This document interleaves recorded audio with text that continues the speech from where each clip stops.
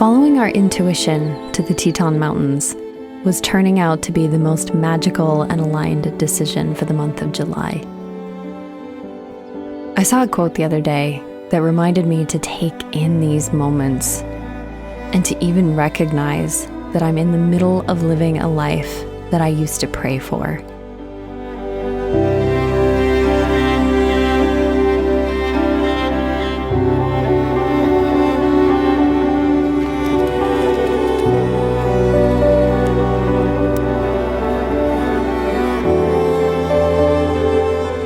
And as I walked along this little dirt road in the mountains near our camp, that's all I could think about.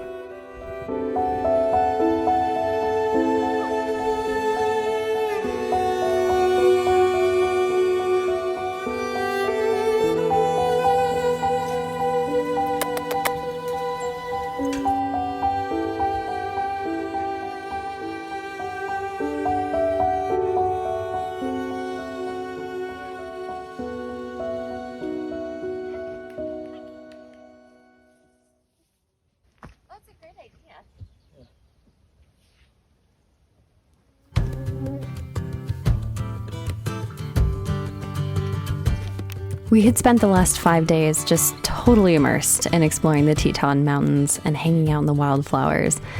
And while we easily could have stayed in this spot for a lot longer, this campsite that we were staying at in the National Forest had a 5-day maximum stay. And there was a part of us that was really intrigued by the idea of exploring Yellowstone National Park and then making our way into Montana.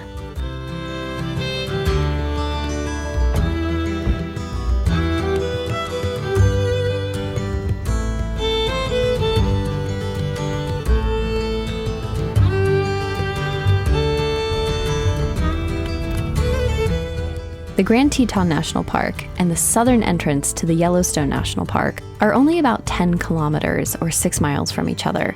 So the day that we packed up our campsite, somewhat reluctantly because it made us so sad to think of leaving this incredible view, we drove to Yellowstone. But things did not go well.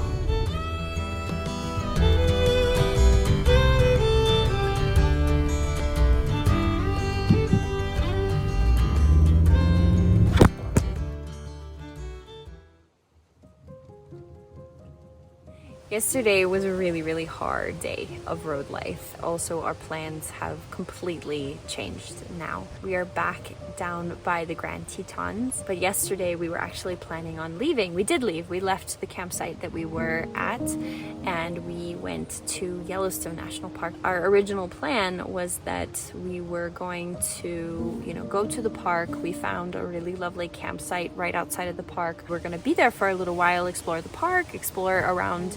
The campground is actually in Montana. We were thinking about going that way. We had a lot of ideas and plans, but a few things that happened yesterday that completely changed that. So quick little story time. Yesterday was just a very hard day. We have been going nonstop since we left Colorado over a week ago. Like every single day is just like go, go, go, go, go. And I woke up yesterday just like not feeling very well. So we left in the afternoon and we hadn't been driving very long before something happened that I'm still processing, honestly. We almost got into a very bad accident. The kind of accident where we could have died, the car, our whole life would have been destroyed at the very, very last second that Noel was able to move. But it was the kind of thing where it's like you could see how bad it was about to be and how bad it would have been. I still feel quite emotional about that after it happened. It was so shocking and so overwhelming.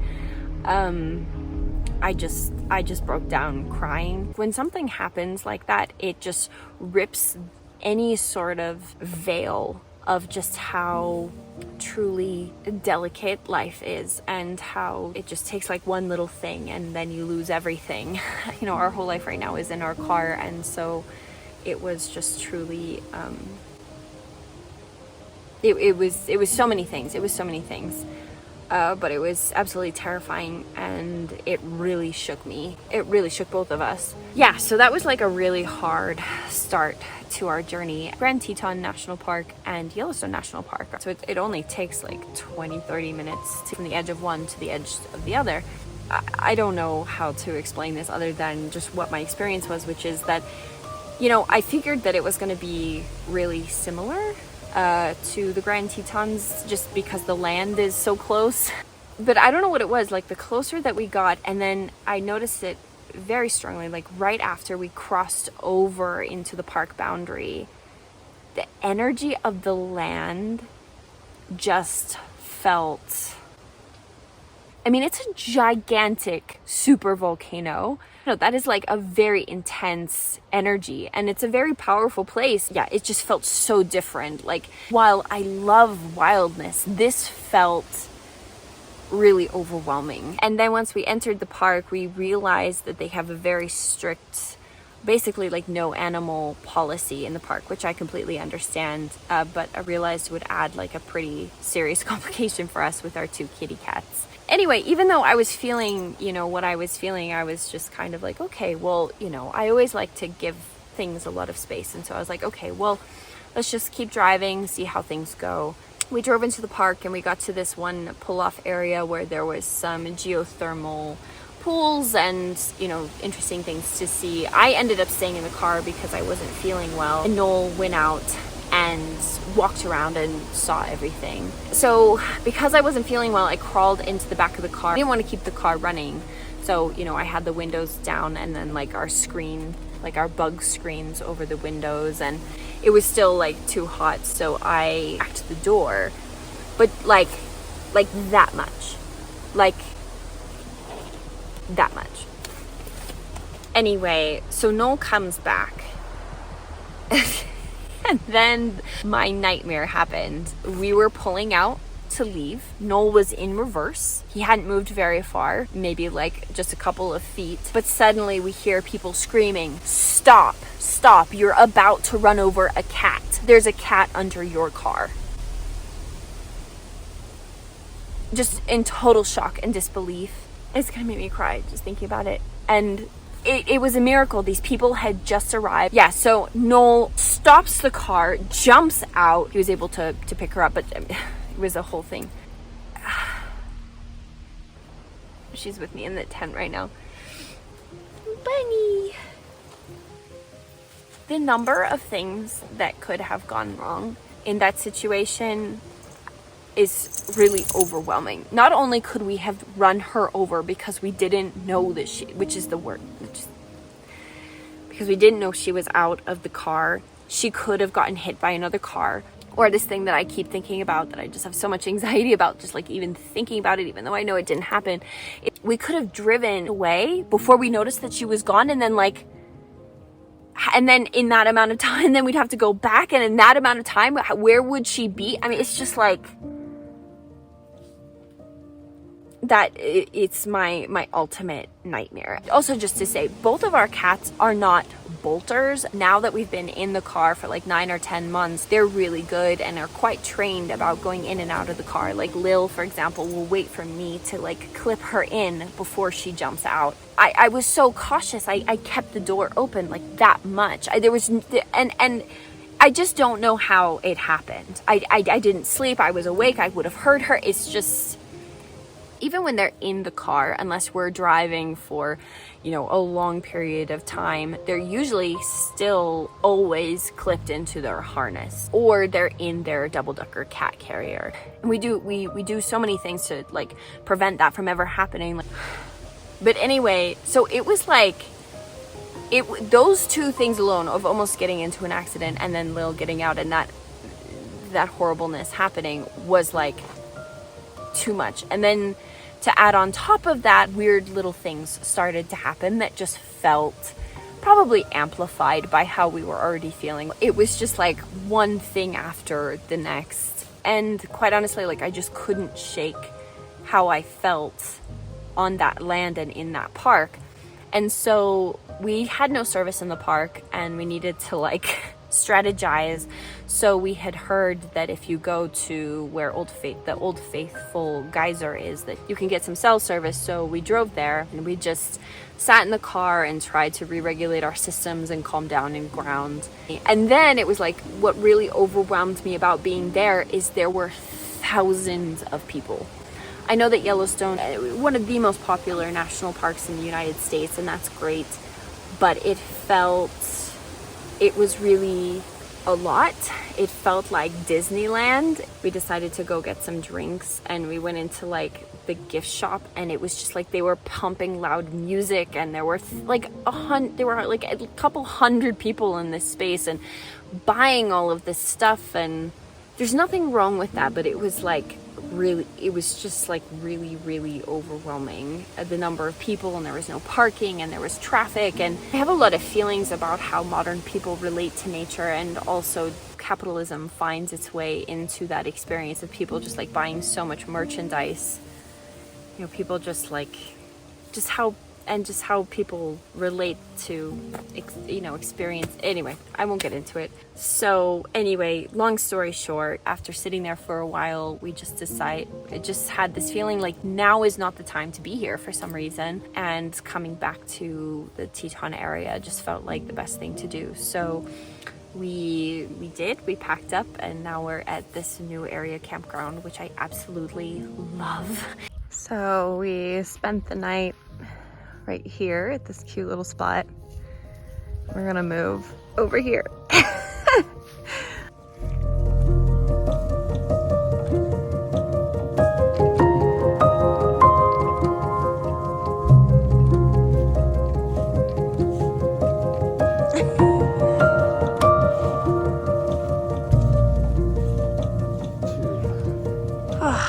And this is so lovely. We spent the rest of the day just resting and unwinding from the intensity of the day before, and I could tell that we all needed it, even the cats.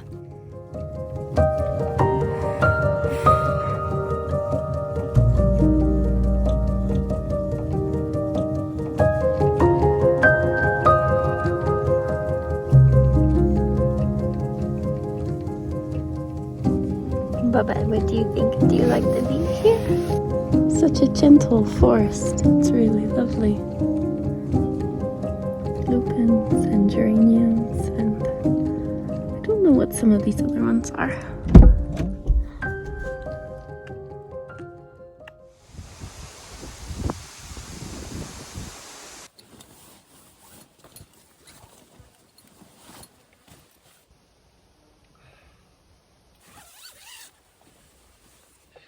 The next day, it was finally time to do laundry, and I couldn't wait to take a shower.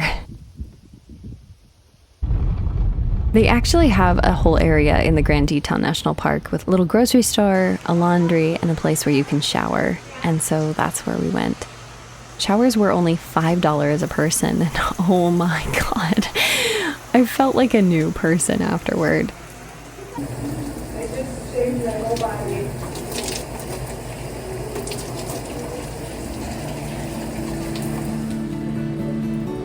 It is literally the simple pleasures with life on the road. Taking a shower, clean sheets, they're just heaven.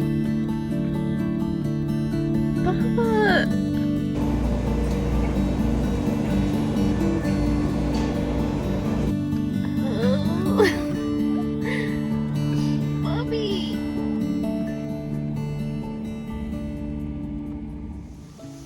Okay, let me grab the bag with the...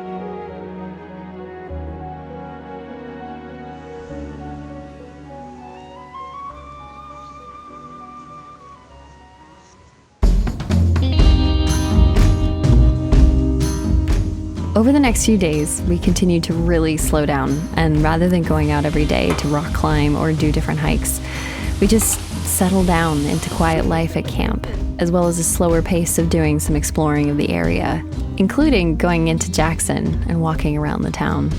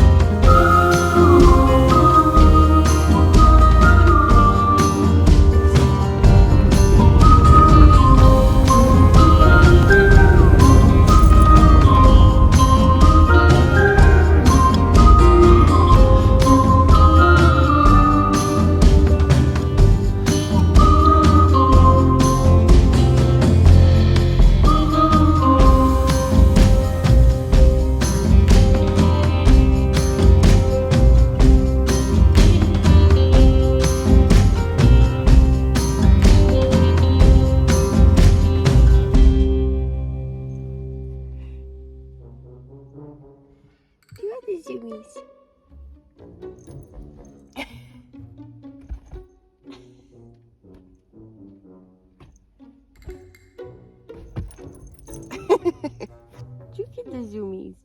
Look at the zoomies.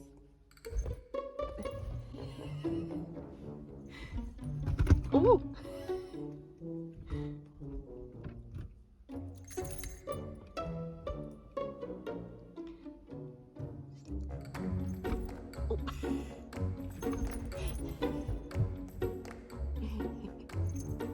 Oh, good tail flick. Oh!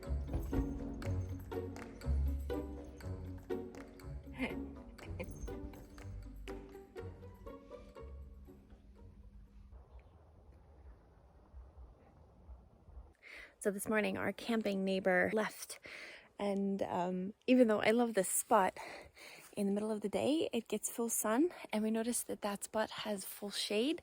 So we're gonna move. Noel's already working, but we're gonna move all of our stuff just one spot over.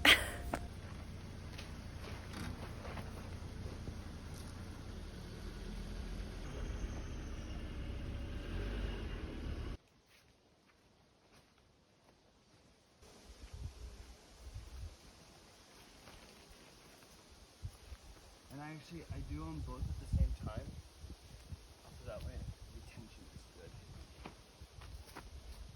So right now we are apparently in the coolest part of the country. Wow. So the heat wave is hitting everywhere. Basically. Like even Seattle and Washington. Yeah, it's a little hotter than there. Uh-huh. But we are somehow in the coolest part of the country. Wow. How lucky that we, of all the places that we decided to come here. Yeah.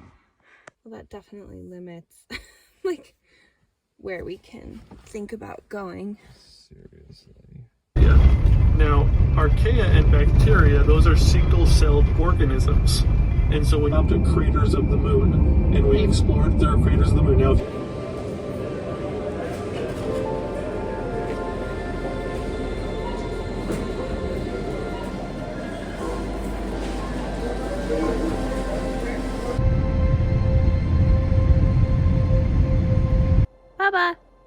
Hey, sweet boy. Are you happy? Well. Oh. What are you doing up there, silly? Funny girl. Such an adventure cat. Look at you. I love him so much. Getting some sun. He loves the sun. Mm.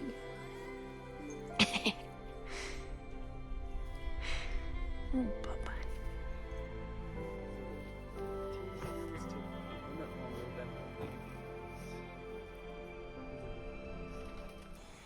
Well, today was a long day. When isn't it?